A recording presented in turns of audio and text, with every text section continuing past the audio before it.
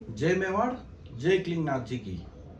अभी हमने पिछले समय में 2 जर्नियां बुटड़े सा सिरदारों पे चलाई। तो अभी मुझे कल कोई सिरदार मिले थे, उन्होंने फरमाया कि आप ये बुटड़े सा सिरदार किस समय काल में मेवाड़ पधारे हैं। तो आज मैं उसी संदर्भ में बात करूंगा।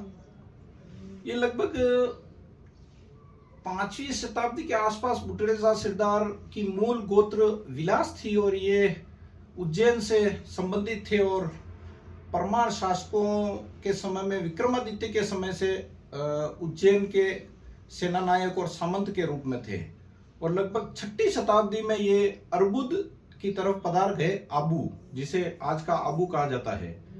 तो मारवाड़ को हम देखते हैं कि मारवाड़ को 9 कोटि मारवाड़ क्यों बोलते हैं। इसके रेफरेंसेस की बात करेंगे कि मारवाड़ को 9 कोटि मारवाड़ बोलते हैं। तो ये हम देखें तो परमार शासकों में एक महान शासक हुए थे धर्निंगवरा।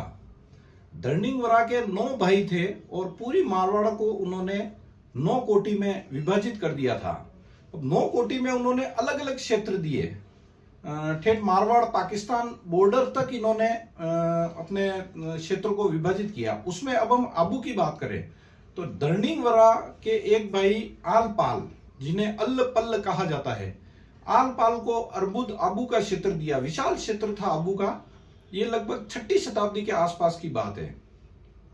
और उस समय में बुटड़े शाह सिरदारों के महापुरुष राव वैजल जी अर्बुद की तरफ पधारे और आबू के शासक ने उनका दरबार में सम्मान किया और उन्हें सामंत रूप में दरबार में बैठक का हिस्सा दिया।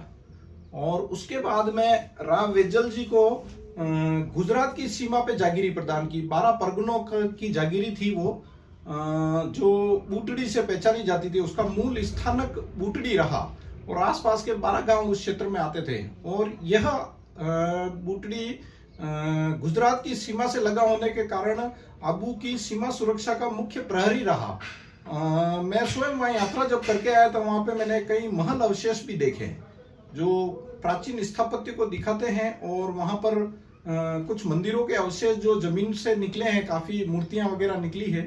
तो वो अवशेष आज भी बताते हैं कि लगभग 6ठी-7वीं शताब्दी के आसपास ये बूटड़ी ठिकाना स्थापित हुआ।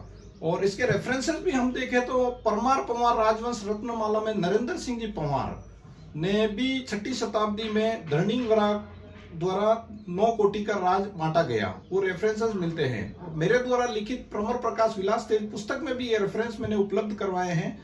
तो 6ठी शताब्दी में आबू की तरफ ये बुटड़े शाह